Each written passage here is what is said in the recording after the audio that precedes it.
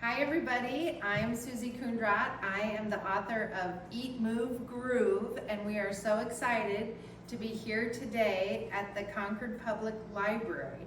We have made our way from Champaign, Illinois, all the way over to, we were in southern Michigan, in Portage, Michigan, at the Portage Zang Senior Center to kick off our tour with about 35 seniors, and then made our way to upstate New York, met with my editor of the book, whom I had only seen over Zoom, so that was really fun.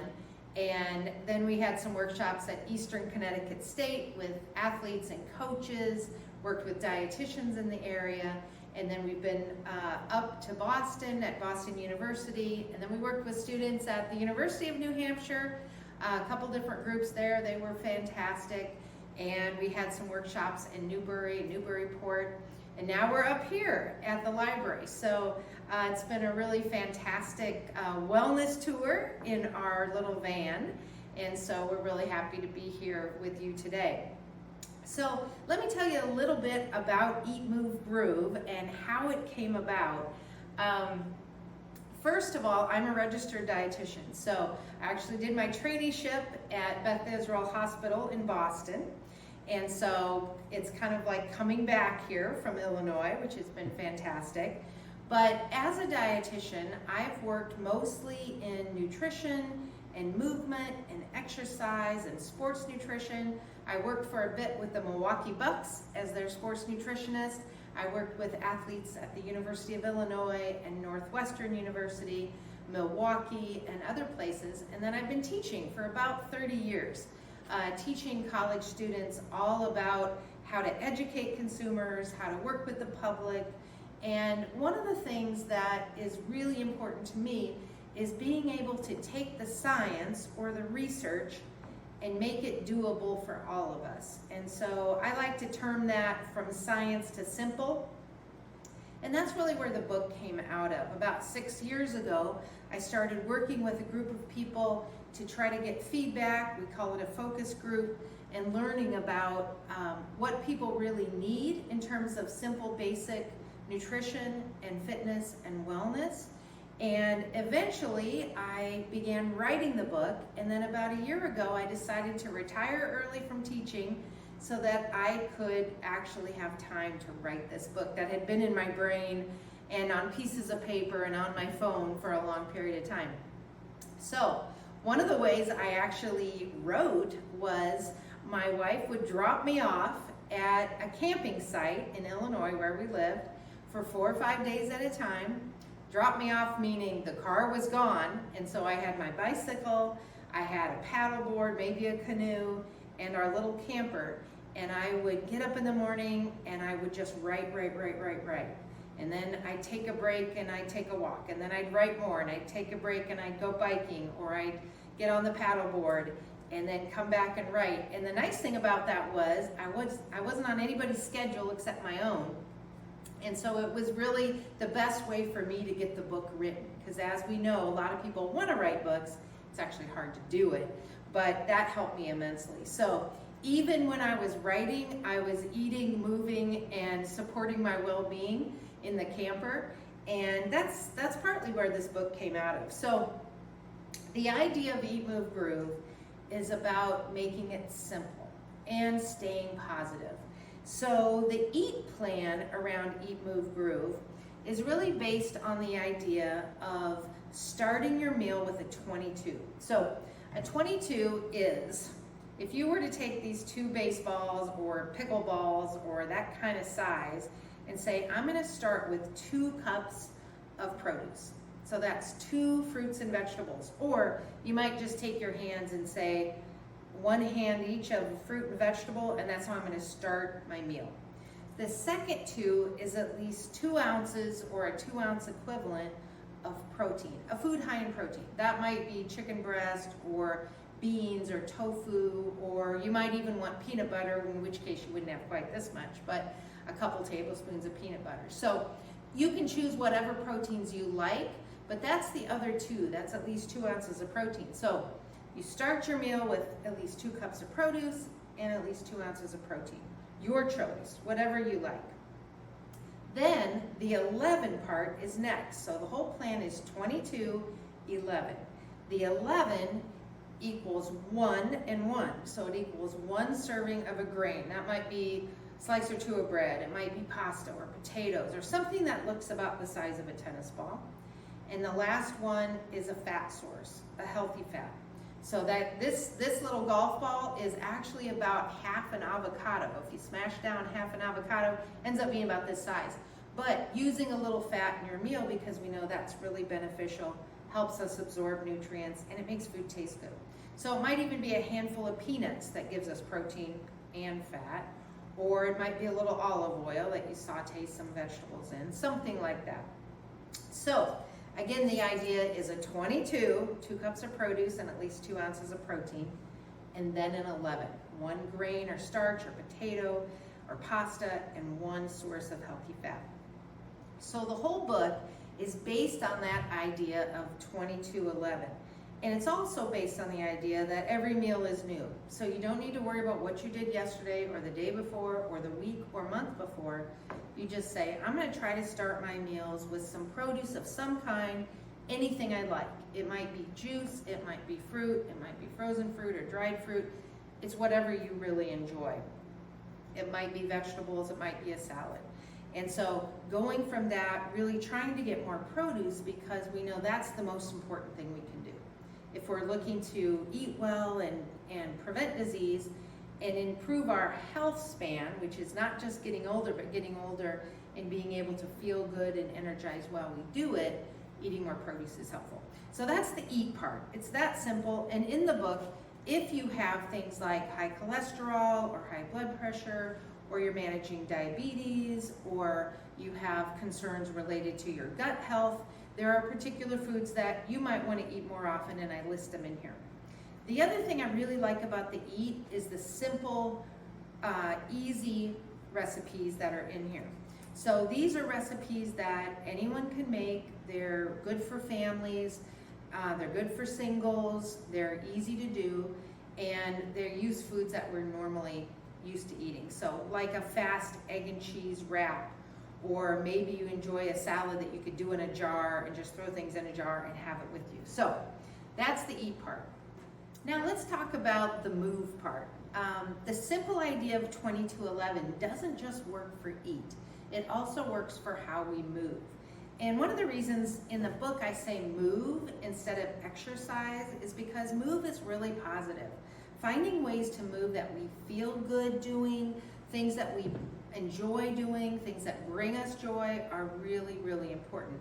We know if we move in ways that we like to move, we're more apt to continue to do it. So that's really helpful too. But when you think about 22-11, if you actually took our national guidelines for exercise, which is about 150 minutes a week of purposeful movement that we might call cardiovascular, or movement where we're actually getting our heart rate up.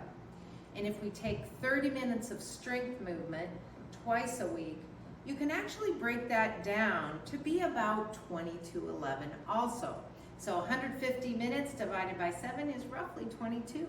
So if you think about 22 minutes of walking, purposeful movement again, where you're moving, but you're breathing a little more heavily than normal, but you can still speak to someone, that would be about 22 minutes of this movement where our heart rate's up. The 11 minutes could be anything related to strength, stability, and stretching. So for example, I'm talking here, I could go on one foot, bring my other foot up, and just try to stabilize on one foot as I'm talking to you. Well, that is strengthening your legs, that you're using your core to do that. They might be simple things like that. You could do that, let's say, when you wash your face or brush your teeth or anything like that.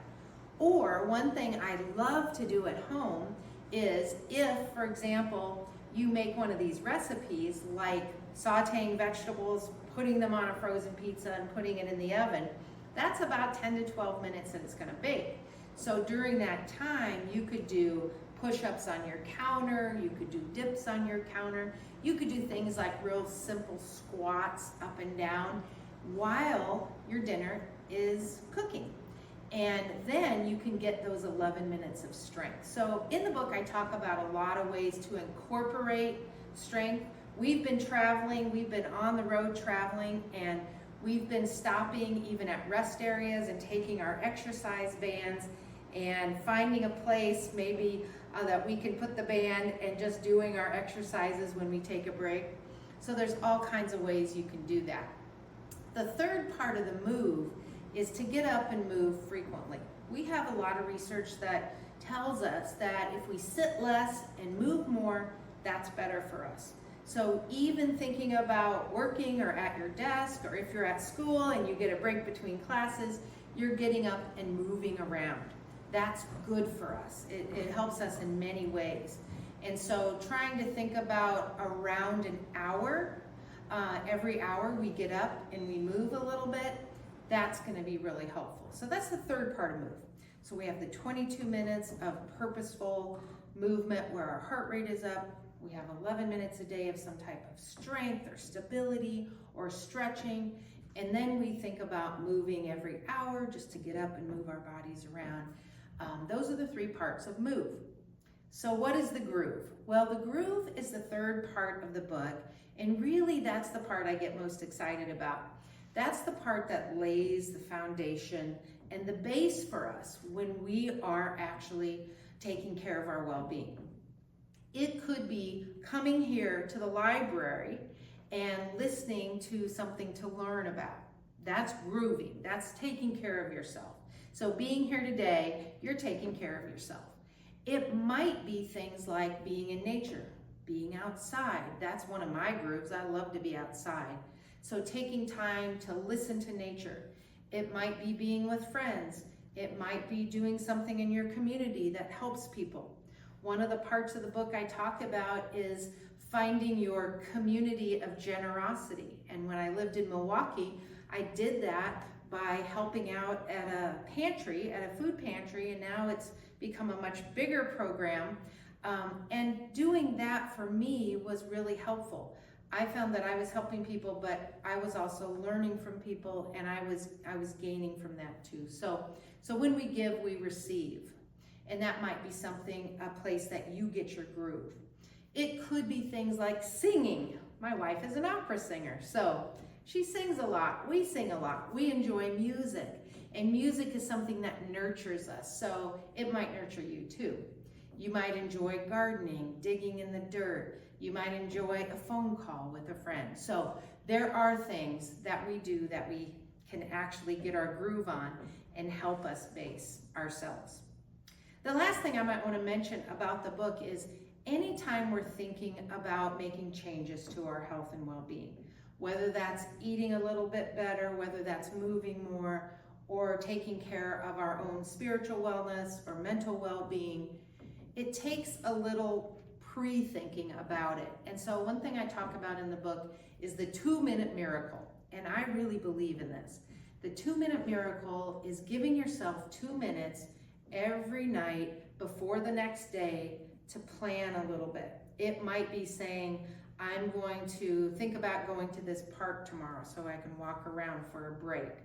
Or it might be saying, well, you know, I do have some apples. I could put those apples out, put them in a bowl so I remember to eat them the next day. It could be thinking about ways that you might want to connect with someone tomorrow. But you take about 2 minutes to say, how can I take care of myself tomorrow? And thinking about that ahead of time puts it in your mind, makes it easier to take care of your health and well-being. So I've really enjoyed talking about Eat, Move, Groove, being able to share that with you. You can follow us at Eat, Move, Groove on TikTok and Instagram. Our website is eatmovegroove.com. We're on Facebook at Eat, Move, Groove, and we also have a YouTube channel, which is Eat, Move, Groove. So you can get on our email newsletter. We'd love to have you follow along with us. We're actually just on our first part of our journey. This first month, we're in the Northeast, and we go back for a loop in the Midwest all of October. Then in November, we're in the Southeast. We get to come home for December, and then we leave again in January to head south to Louisiana and Texas, and then make our way across the Southwest and up the West Coast. until May. So we are spreading the news about Eat, Move, Groove all around the country. We're getting people really excited about simple, positive things you can do every day to take care of yourself.